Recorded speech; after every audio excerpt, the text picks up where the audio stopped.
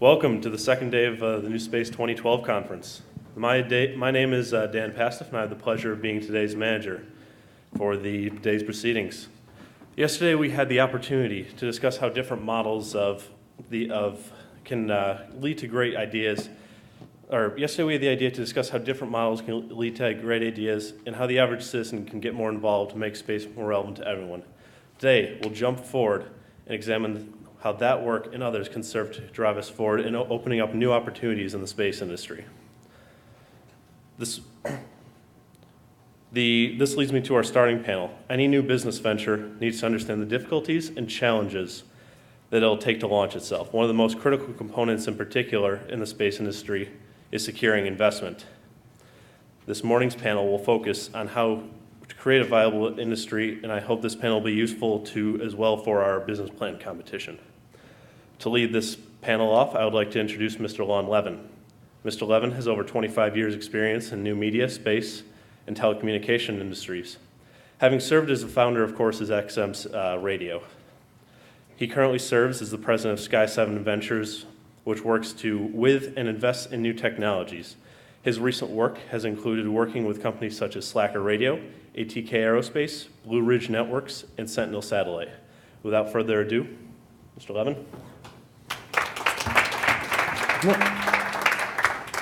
What are you applauding for? All right. But thank you for applauding. And by the way, actually, I want to applaud you for those of you who are at the party and somehow worked through your hangovers and now you're here. I appreciate it very much.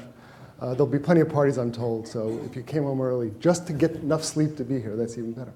Well, thank you all for being here. I was looking at this Space is a Place, Not a Program, that one. And as I was looking at it yesterday, thinking about our panel, it's really space is a business, not a program, which I think is where there's a change over from space being government programs. Government gives you money, you get going, and you manage the money that you get to building businesses in space. I'm going to introduce the panel. We're going to talk about a number of things. First, a few things. We're going to be interactive throughout the entire discussion. No presentations. Please ask questions if they come to you, and I'll try to recognize you as quickly as I can. Also, you can tweet. Here's the tweet information over here. And also, we're going to be on the internet, so there'll be other questions. They're all going to come to me here. So any way you want to communicate with us, we welcome them. Is this on too? This one isn't on. Is it off? Okay, great.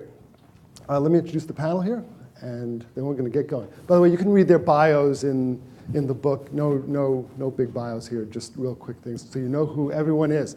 Over here is Diane Dimeff. Diane Dimeff is the executive director of eSpace, which is a nonprofit group that helps entrepreneurs develop different ideas in the space area. Over here is Hoyt Davidson, the founder and managing director of Near Earth, which is one of the premier investment banking firms in aerospace. Larry Williams, my friend Larry Williams here, who has been an entrepreneur for many, many years. He has had the privilege of working with both Craig McCaw and Elon Musk at various times. By the way, Craig McCaw also a mentor of mine, as you know that. And Larry now is the principal of Capture 10, which works with high technology companies. And my friend here, Robert Jacobson, and Robert is the principal with Space Angels Network. All four of them will be speaking with you about new businesses, how to get going, what they look for in investments, recommendations to entrepreneurs, and anything else you want to talk about. And my first question is not how do you make a decision to invest, but the very first question is, what do you look for when someone comes to you and has an idea? What are you looking to continue the conversation to the next level? I asked that of Robert first. And there's the mic. Good morning, Lon, and good morning, everybody. Thank you for coming on this early morning. So the first thing is, can I understand this idea? And better yet, can my mom understand this idea?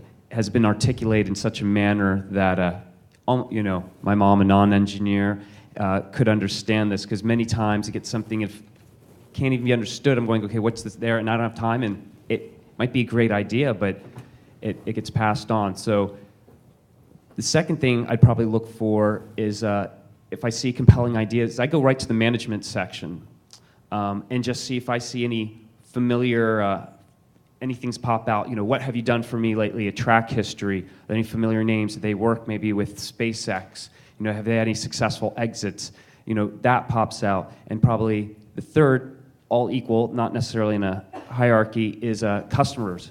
Who would be the customers? Because users aren't necessarily always the same as the customers, but who are the potential customers? Larry, when you get pitched, what are you looking for? You know, I think I've always thought of being an entrepreneur is sort of basically being a problem solver. So I think the number one question is, what is the problem that's trying to be solved? And especially in the space industry, what is unique about space in which you can solve that problem? And as was just said, who is going to pay for it? Because it's another big issue. My dad likes to say, are the dogs going to eat the dog food? But in addition to that, are they going to pay for the dog food? Which in the case of a dog, I guess it's the owner that obviously is paying. But nonetheless, somebody's got to be putting up money for it. And something that when I worked at SpaceX, was one of the founding executives, and obviously I think a lot of people know Elon's passion for space and why he got into it. I got into it in a much more tangential way. Like Lon, background was in telecommunications, and looked at satellites and kind of got involved through the satellite. And somebody once said to me, which I thought was very prophetic, which is satellites are just tall towers. The benefit of satellites is just they happen to be really high up there. They get a very big footprint. So I have always thought about space as just a means to an end. You're utilizing something to do something else. Even in the case of space tourism, which is probably the most extreme, I guess, use of it's by definition has to be done in space. But most of the things that are being paid for in the space industry are actually just utilizing it as a means to doing something on the Earth. And I think a lot of the people in the industry, and I'm starting to see this change, which is a good thing, we're attracted to space just because it's space. They're passionate about space. They're space zealots. And I think that for a lot of non-space people, that can be a bit of a turnoff because they want to understand that there's a real need, a problem that's going to be solved. Space, operating in space is very expensive, so it needs to be the sort of thing that can only be solved by using space to justify that capital expense. Diane, but before I speak, before you speak, I'm sorry, can you please put your phones on vibrate, particularly if you're on the panel, okay? I'd really appreciate it, all right?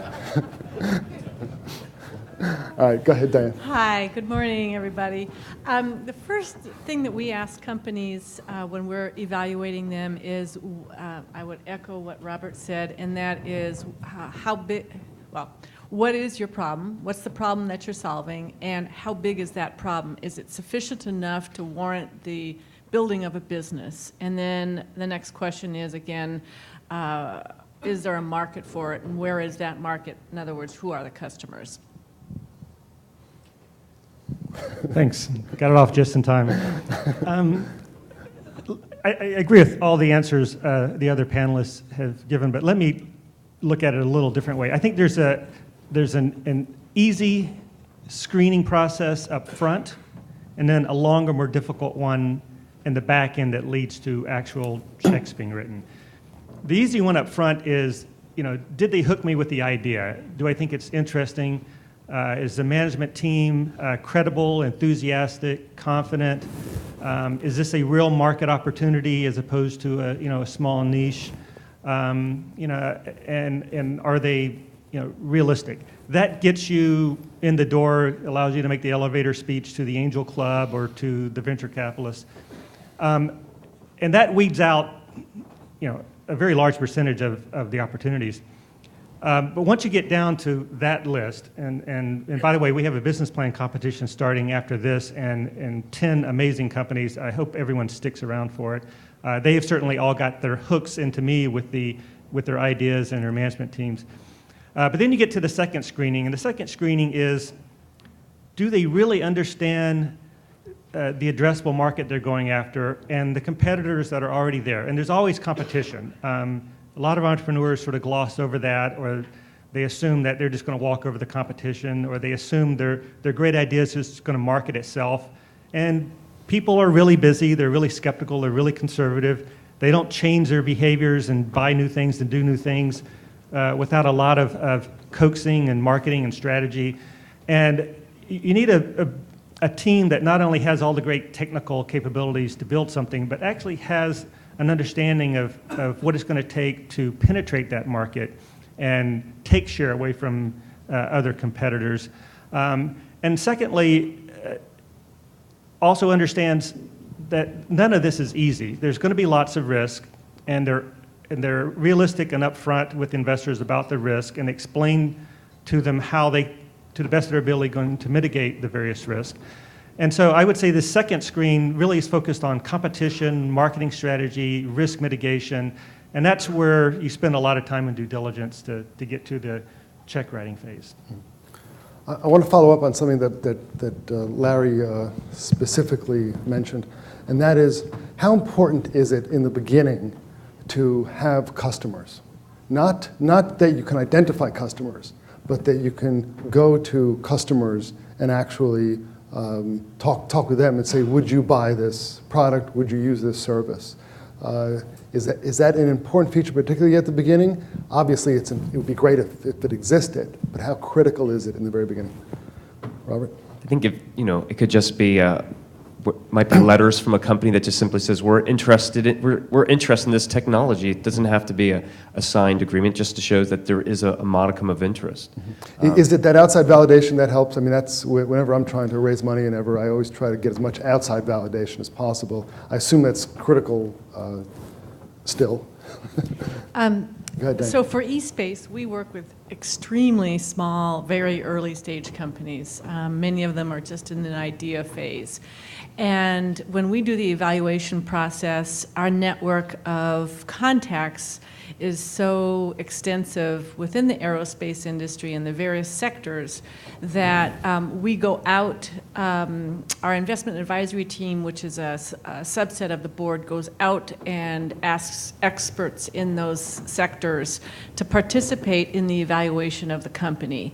And by doing that, we get a sense of whether there's a market and whether they might be customers. So when our companies come to us, they don't have customers. Part of our responsibility is to get them customers and to evaluate whether there are customers, which is why the market analysis that we assist them with is so critical.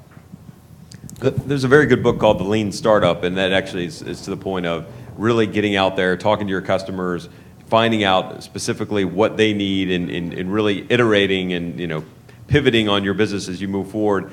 And that's very important, especially if you need to raise money.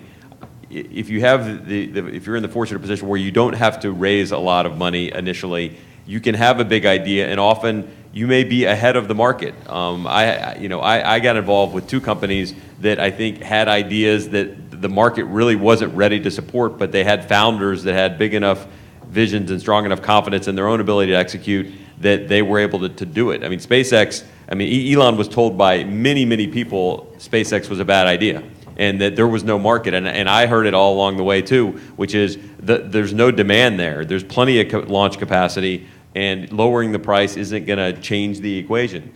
And obviously, SpaceX has proven that wrong so far. And the same thing sort of with Teledesic, where I worked before, where we were starting a broadband satellite business when people didn't even really know what broadband was. The common refrain was, well, why would I need high-speed internet access? Why would I need anything other than 28.8 dial-up? And obviously, the founders had the vision that we think there's going to be this thing called the World Wide Web. It's starting to catch on, and the bandwidth demands are going to continue to grow. And so, and same thing with Craig McCaw, who started McCaw Cellular. when he started the company McCaw Cellular, if they had McKinsey going around on behalf of AT&T and asking people, would you use and buy a cell phone? And most people said no.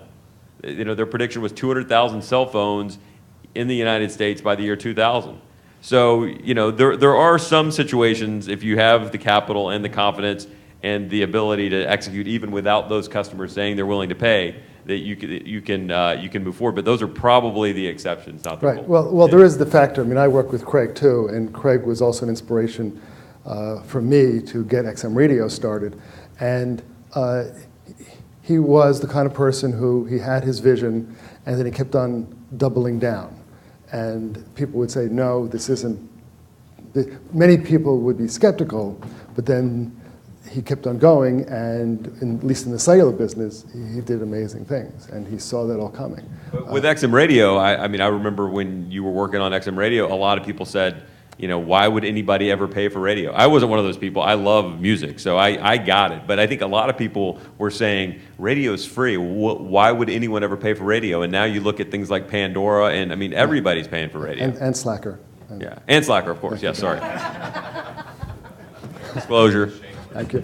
It's very important. Thank you. Yeah, I just wanted to add a few comments.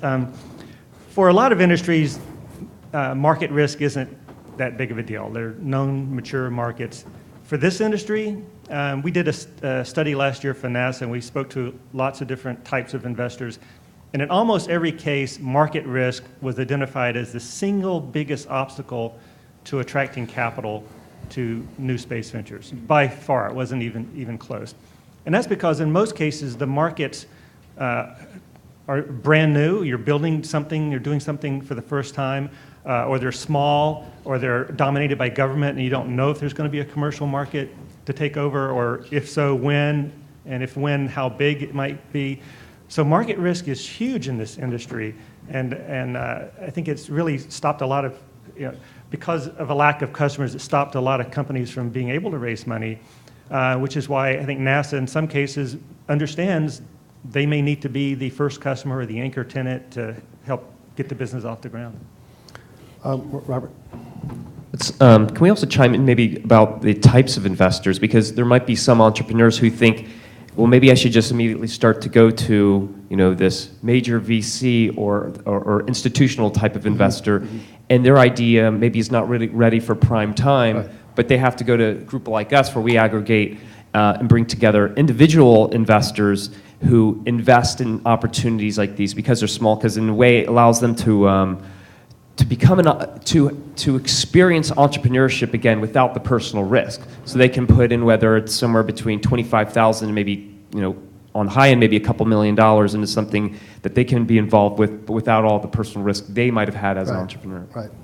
Can I add something to that? So again, talking about the very small companies, if you have an idea or have a team and you're starting to perhaps build a prototype, one of the things that eSpace does, and that I've found a lot of the companies that we are aware of, at least in Colorado, is that they start out as SBIR companies. They come to us, we help them connect with program managers in the various kind of federal agencies, because we have very close contact in there.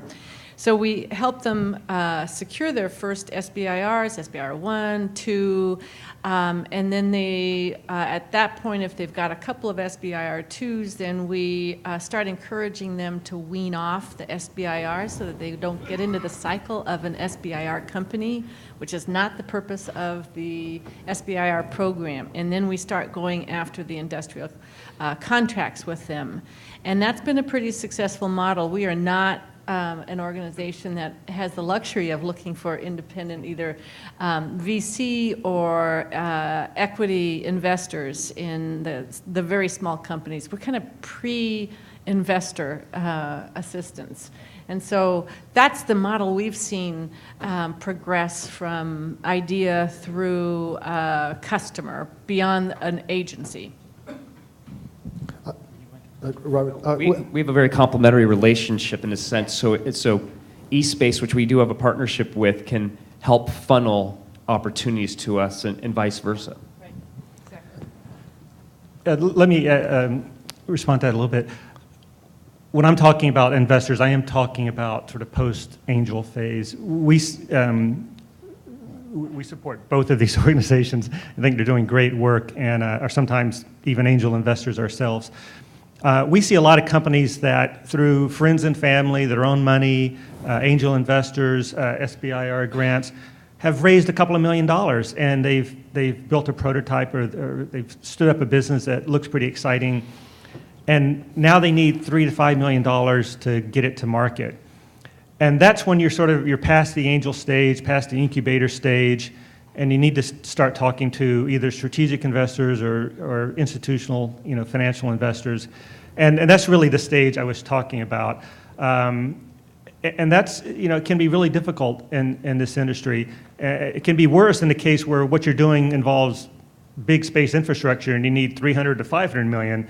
It's those cases where, unless the market is really evident, you've got customers, it can be very challenging raising that money unless you've got a wealthy person behind you or government support. First, I want to remind everyone, if you have any questions, just raise your hand. I'll try to. I was only kidding. If you want to comment on my living room, you can. But I will in a second, but I did want to ask one question myself, if I can preempt you. Okay. And that is, we talk now a lot about getting money in the beginning. And I also note that at this conference and in other conferences, people talk about new space and old space and traditional aerospace and all that. But this question is about exit strategies. And when people talk about,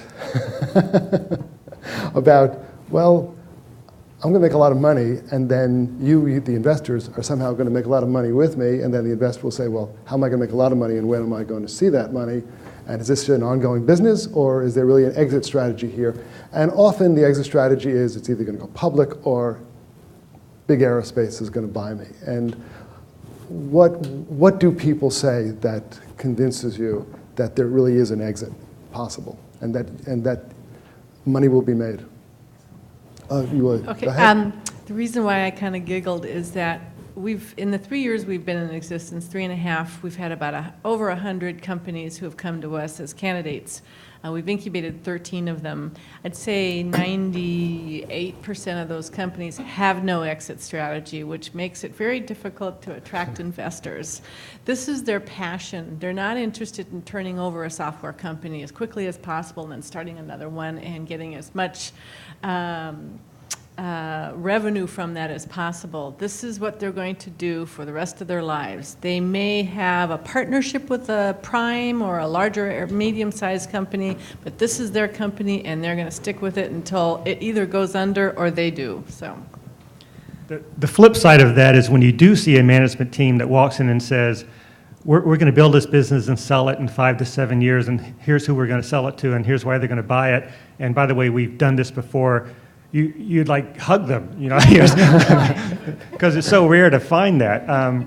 So keep that in mind when you're looking for money. I was going to say the track history that Hoyt was mentioning, but I just want to give a few metrics on the earlier investor side. Like a typical angel investor might make 9 or 10 investments over the course of their life as an angel investor and only have 2 exits.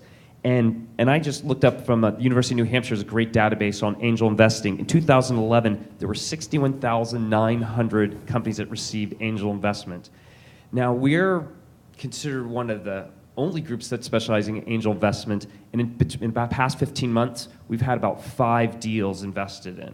And we have a database of about 100 companies. So this is still, there's a lot of fertile ground. We have a lot of, if we want to expand the industry, 61,900 minus 5. It's a lot. So a lot of times, many of these investments in angel opportunity, they lose. They do, investor does not get a return, so they have to make multiple investments. Right. I guess just to add, especially because let's talk about the opportunities that are out there. There are opportunities other than going out and raising capital from angel investors. One of the firms that I'm working with and representing here is the Center for the Advancement of Science and Space, and they have money from NASA to invest in projects on the space station. So that's another path, because obviously in the space industry, one of the challenges is it takes a lot of upfront capital to do almost anything. So look for ways to lower the bar, and working with cases which was stood up by NASA, basically to be the interface to the private sector for doing opportunities on space station. It's a very low, a much lower bar to proving out or qualifying your hardware in space and proving out the technology. And I do think, as has been indicative by even the fact that we're just having this conversation, that there are emerging opportunities. I really do think, SpaceX is in many ways the kind of Netscape moment for the space industry. It's all of a sudden, we're really seeing a lot more opportunities. We are actually seeing any angel investing in the space industry other than people who really, frankly, have so much money as in the rounding error kind of thing. So it's an exciting time, and I really do think, even all the comments notwithstanding, there are opportunities out there, but you've got to craft them in a way. And ideally, you walk in, I think, and you say, this is how we're going to make a lot of money, and it's great if we have an exit strategy, but if you can self-fund yourself and you don't really need outside investment, that's the best way to build a business. Ken, I'm going to get your question.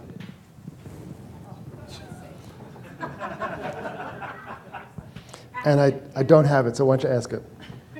Okay, I was just going to say, it seems like Diane was very... We have a microphone coming, and I can read it. sorry. Yeah, can you read it to me? Because Yeah, I'll read it's it. not, wait, it's here. Do you got it? Yeah, but say it. You're there anyway. Okay. It's more interactive. I was going to say the Diane was the preliminary, working with early stage investment. It sounds like Space Angels is the next step, and then Near Earth was far end. I'm just wondering where Chapter 10 fit into that progression, and maybe you should seat them on the chairs. Well, one thing, obviously, I mentioned cases and opportunities.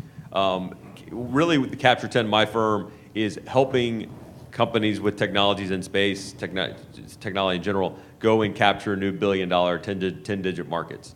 And so it's really a strategy and business development firm, not a investing firm. Questions? Burton?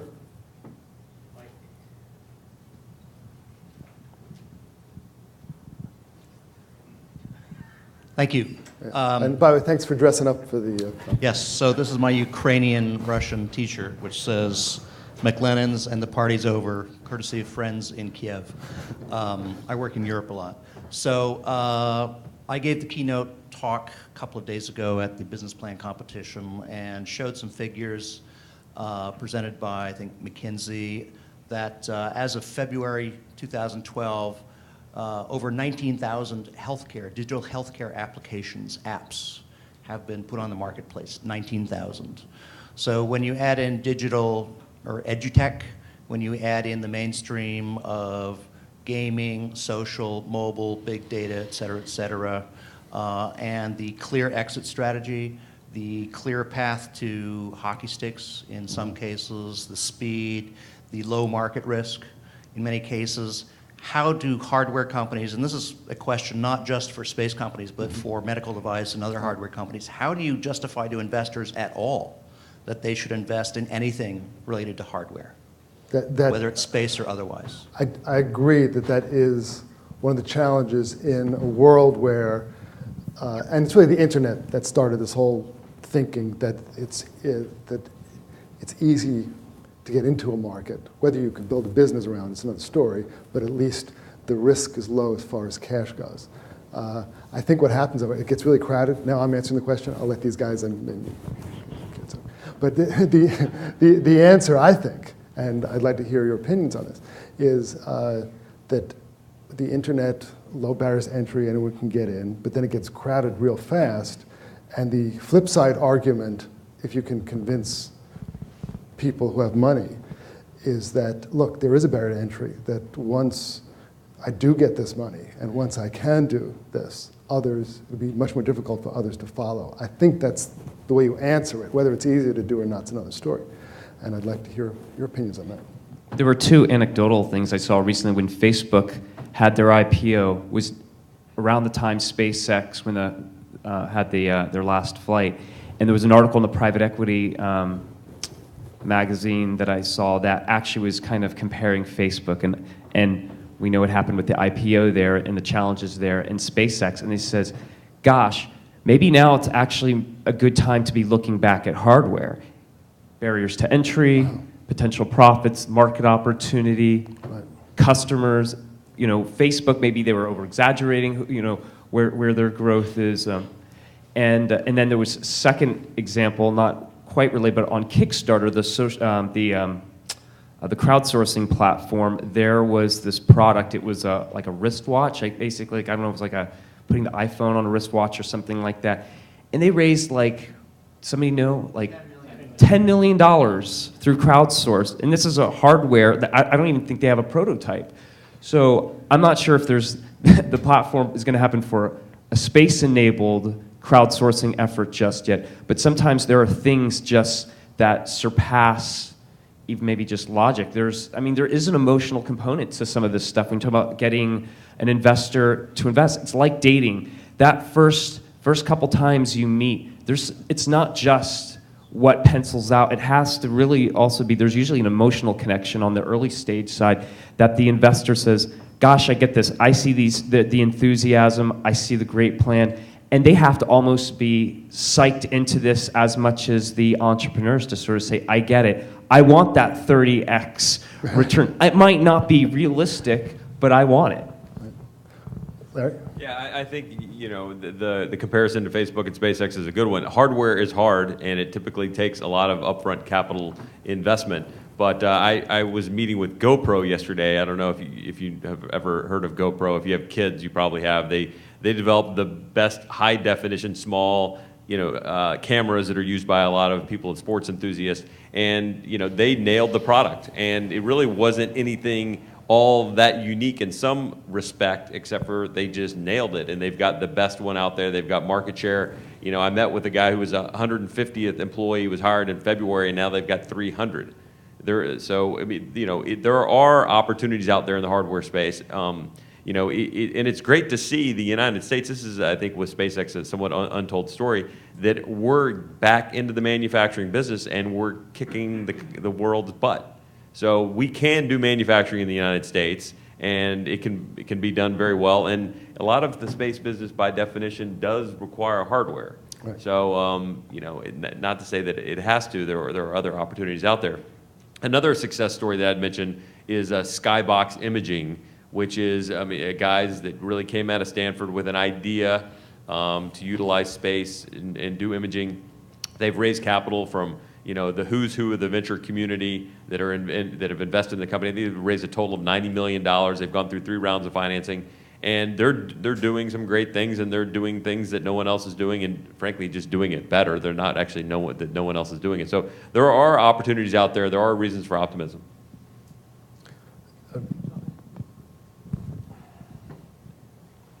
I think the statistics I saw most recently is that in the last 10 years, 80% of venture funds had a negative IRR.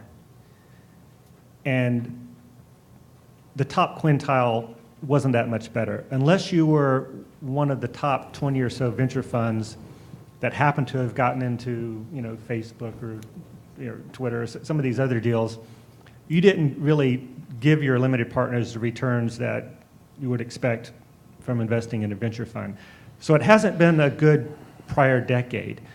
And my argument to these guys is because you may be all chasing the same deals and bidding them up instead of looking for opportunities in hardware and some other new sectors that you're not focused on.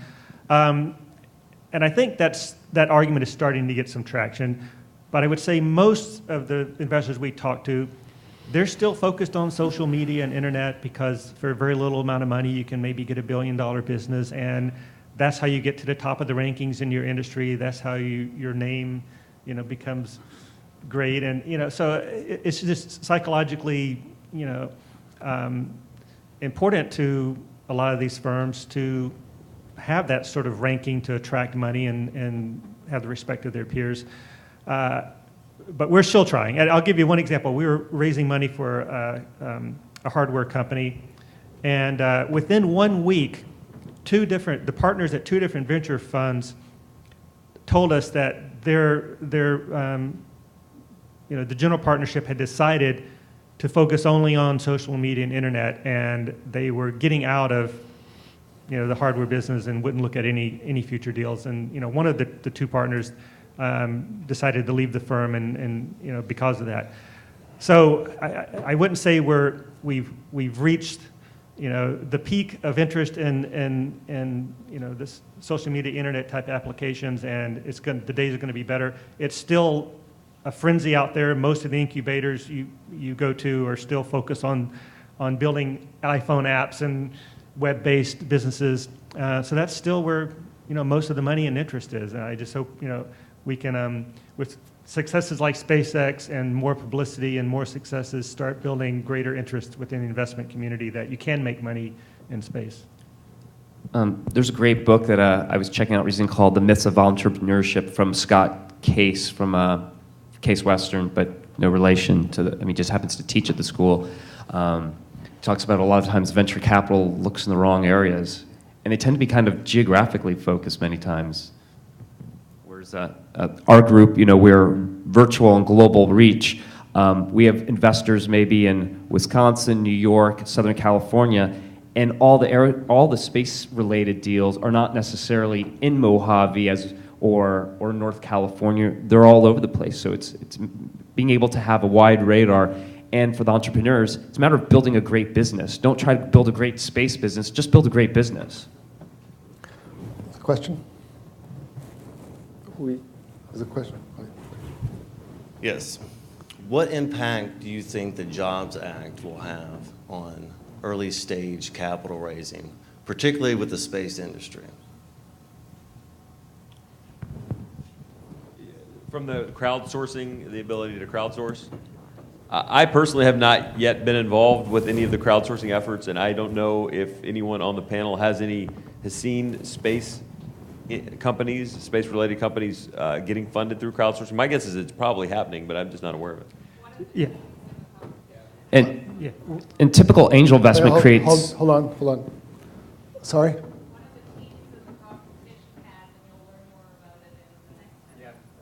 Okay, what team is that? That's us. We just closed the Kickstarter campaign. Yeah. What? I'm sorry? NanoSatisfy? Okay, wait, can you give him the microphone? Thanks. I wanted to talk to you after about it. No, talk to us now. Okay. So we're NanoSatisfy. We just closed the RGSat project on Kickstarter, and we grossed just over $100,000 for our platforms. Thanks.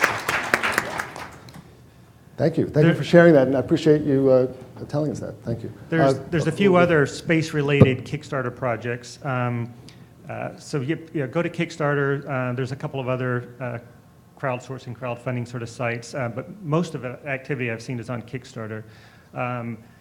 Some aren't getting funded, but some are getting 2 or 3 times the amount of money they're asking for. There is limits, so it's the new Jobs Act crowdfunding legislation limits the amount that anyone can invest to $10,000. And still has some requirements in terms of audited reporting, audited accounting reporting that will be very difficult for a lot of small companies.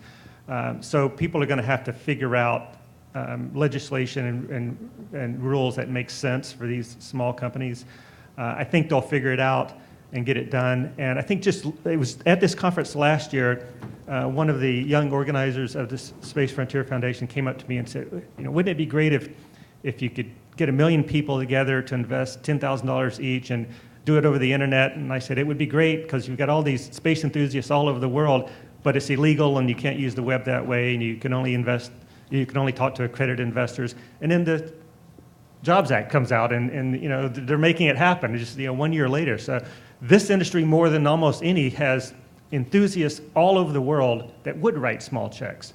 And I think the RGSat Kickstarter example is just the first of, I hope, many, many successful crowdfunding. Would you look at that as when someone who would start with Kickstarter, if they then came to you for a later stage investment, would you view it positively?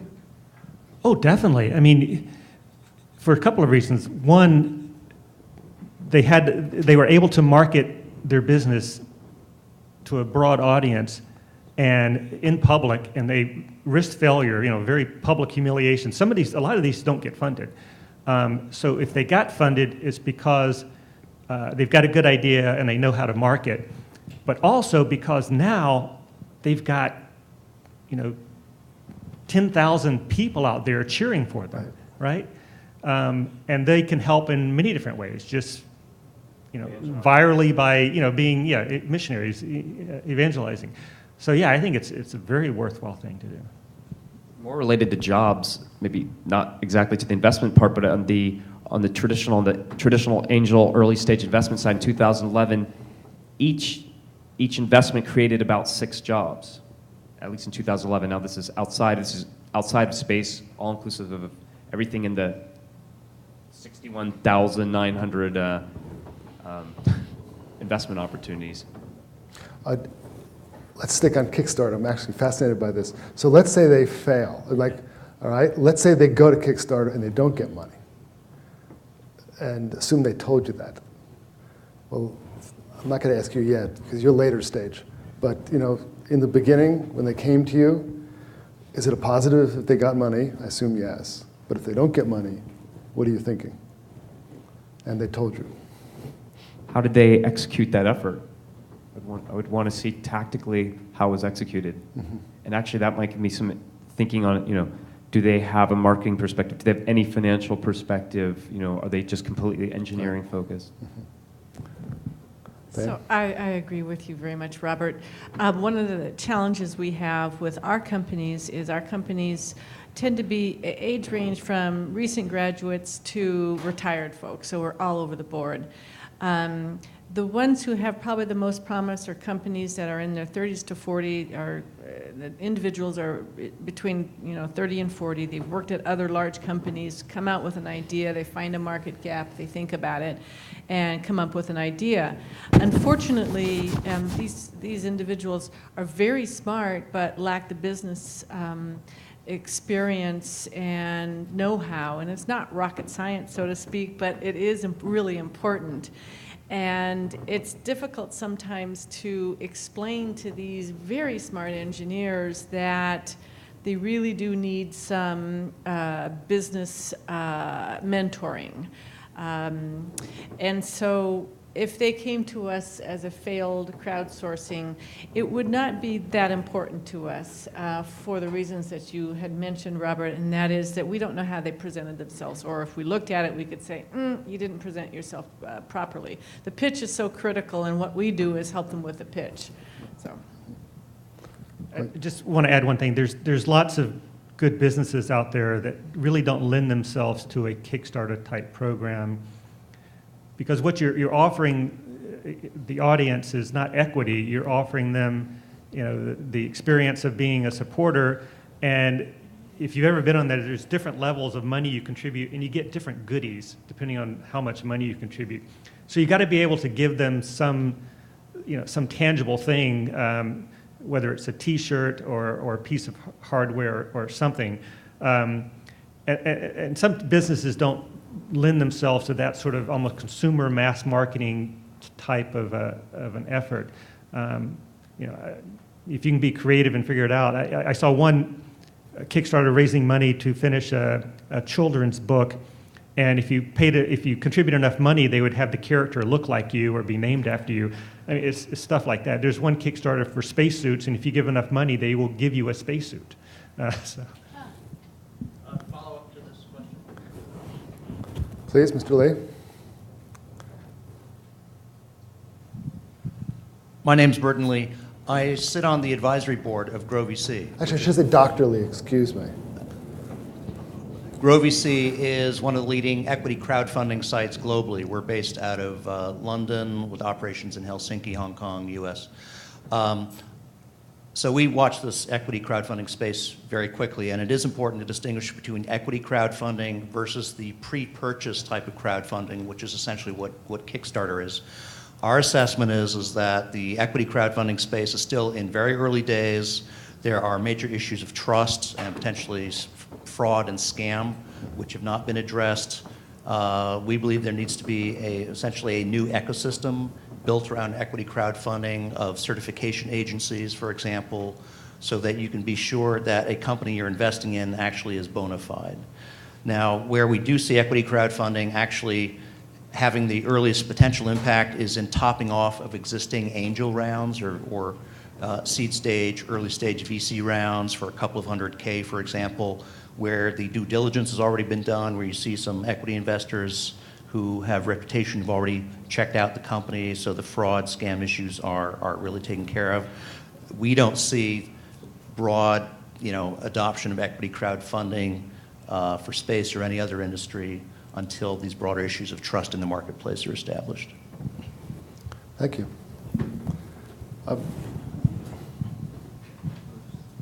Who's over there?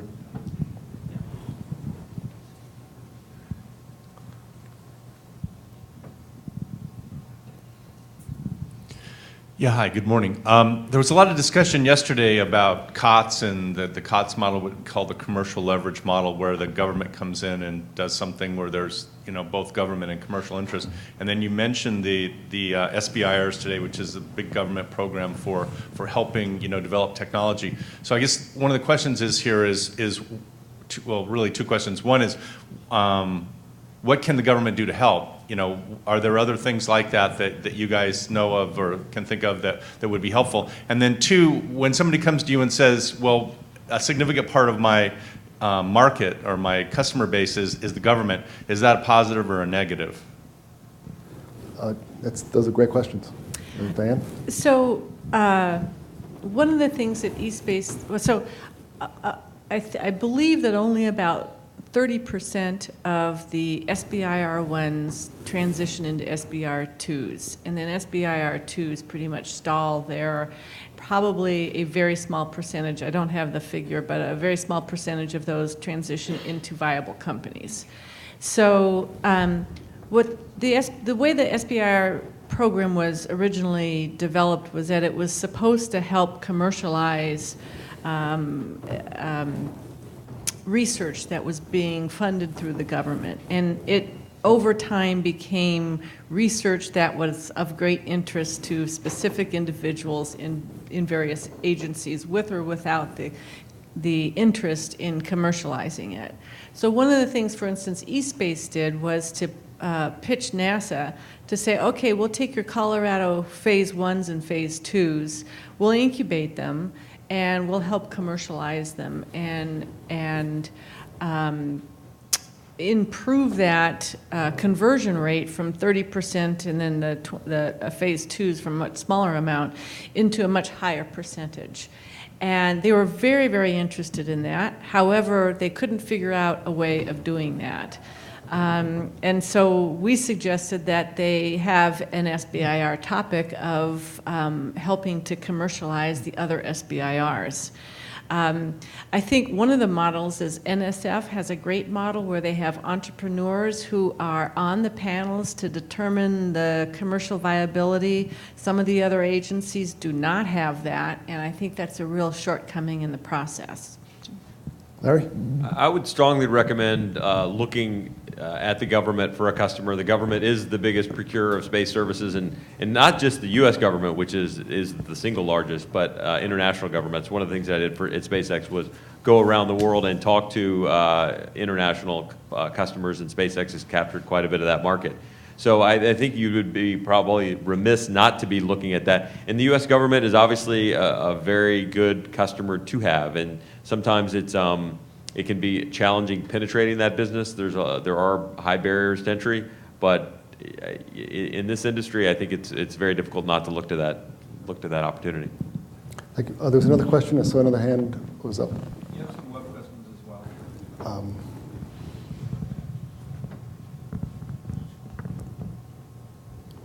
That's good. That's a good question. But go ahead, sir. Because you're here, and then I'll get this one. We only have 10 more minutes, so we're going to go fast. So I think there's a lot of entrepreneurs and businesses. They say until you have a customer, your business is really just a hobby. And I think with VC that until you have an exit, your VC is your firm is sort of charity.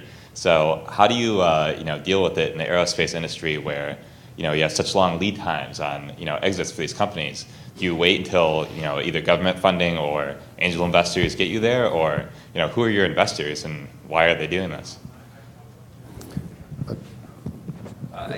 Just because there's no exit, the investors can often feel good about their investment and they can believe that it is rising when they get their quarterly returns on the growth of the business. So, I think a lot of investors, almost by definition, if they're in the space industry, do have longer-term horizons and longer-term visions. And, SpaceX has not, quote-unquote, had an exit yet, but I think all of the investors in the company feel great. And they see a lot of progress. But certainly SpaceX intends to go public. I mean, there is discussion of that. There's certainly lots of discussion about it. There's a lot of discussion about that, yes. Whether it does or doesn't, we'll see. I agree. Yeah, there is a small set of venture firms and private equity firms that do have a longer horizon because they understand this industry requires it. But it does mean, particularly if you're doing something that costs hundreds of millions of dollars or billions of dollars, it makes the ROI hurdle extremely hard to hit if it takes you 3 to 5 years to even get into business. So that goes back to the market risk. The market's got to be really nice to withstand that long lead time, to get into market to still hit those investment hurdles. So it's challenging. But there are other types of investors that are more patient, strategic investors. There's lots of family offices, of wealthy families, individuals that have a much longer investment horizon. So, but most venture firms, they aren't interested in the industry, and part of that is because of the heavy government involvement. A lot of them aren't comfortable investing in a business where government is 100% or a majority of the revenues. There's an interesting question here, and I'm going to move things along a bit, so I apologize for, and please, quick answers so we can get things going. A question here is, I don't know if we can actually tell the exact percentage, but the question is directed toward how many space companies started and got their funding from people who were not in space businesses. Obviously, Elon Musk and Craig McCaw come to mind, Cellular Radio and PayPal, and then they had their own visions. So when you're seeing these startups, how many of these people who you're meeting are not necessarily people who've started in the space business, but now they want to get into space? I've seen a lot from computer science, other engineering disciplines, but percentage, it's still pretty low. It's pretty low. I mean, okay. Yeah. It's mostly aerospace engineers and related, and when it's a space-enabled startup. But there's a lot of startups out there that had early stage financing from Space Adventures, Zero Gravity Corporation. So a lot of these companies have done it. They've had some type of exit. Sure. I'm sorry, Diane, I thought you were going to... Zero of ours have had investments or interests from outside of aerospace. Despite, we've got 3 or 4 of our 13 companies that have very strong applications to non-aerospace, health, clean energy, et cetera, and those haven't bitten yet, and we're really disappointed because we actually see those industries growing much more, those applications growing much more quickly than the aerospace applications.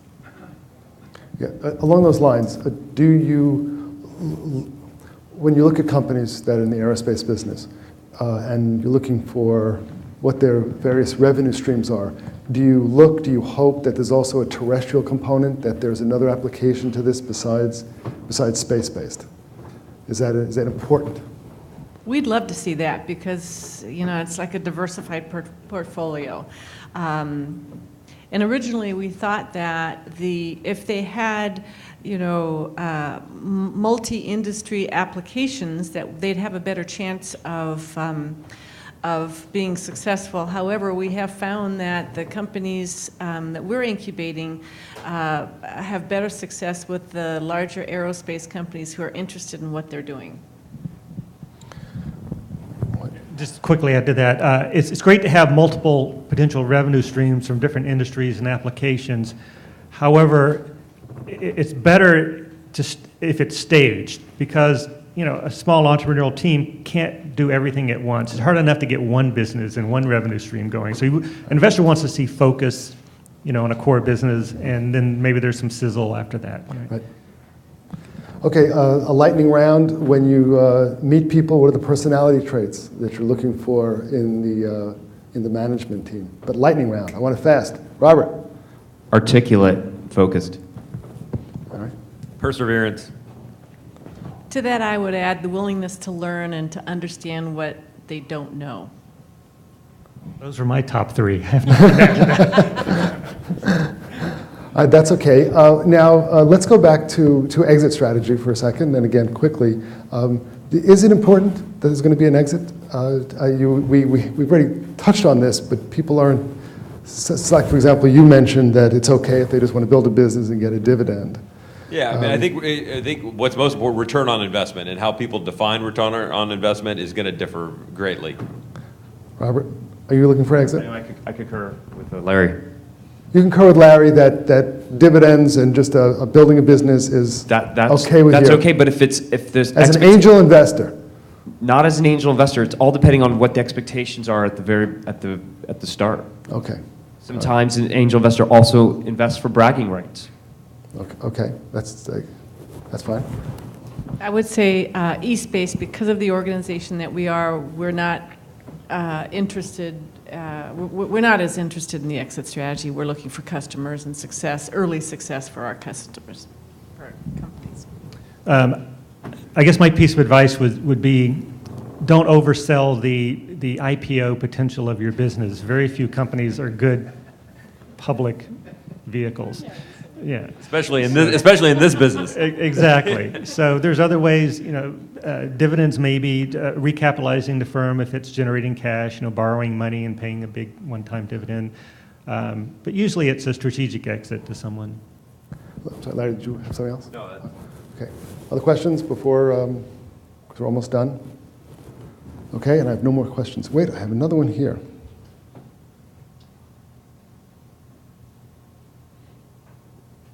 Regulations. Are there certain rules and regulations that you'd like to change? You touched on one, that things have gotten better maybe. But when it comes to early investments, what do you want to see our government do with regard to changes in the laws? Well, I was talking about the crowdfunding, and I think Burton's comments about the credibility is one of the big obstacles right now. And using crowdfunding as the co-investment source behind some lead investor, I think, is going to be the answer for the near term until they've solved that problem, but also figure out ways of allowing companies to raise more money and still act like small companies. So hopefully they'll figure that out. I think in many ways the regulatory challenges in this industry are overstated. Thanks to George Neild and a lot of the effort from the FAA, there are champions in the government that are there to knock down the burden of the regulatory challenges. And in fact, the one that gets talked about a lot is ITAR and the challenges that's the international trafficking arms regulation, which can make it challenging, especially if you are a non-U.S. citizen, to work in this business. I will say that. But ITAR can also be a benefit to a U.S. company because it actually makes it more difficult for a lot of American businesses to go overseas to buy their products because of ITAR. So it can be an actual advantage if you're an American company. So the chance of a Chinese acquisition of SpaceX? Low. Everybody, it's the end. I want to thank our panel, Diane, Hoyt, Larry, and Robert. Thanks for coming. Thanks for getting up so early. And the business competition is going to be great, so stick around. Thank you, Larry. Thank you.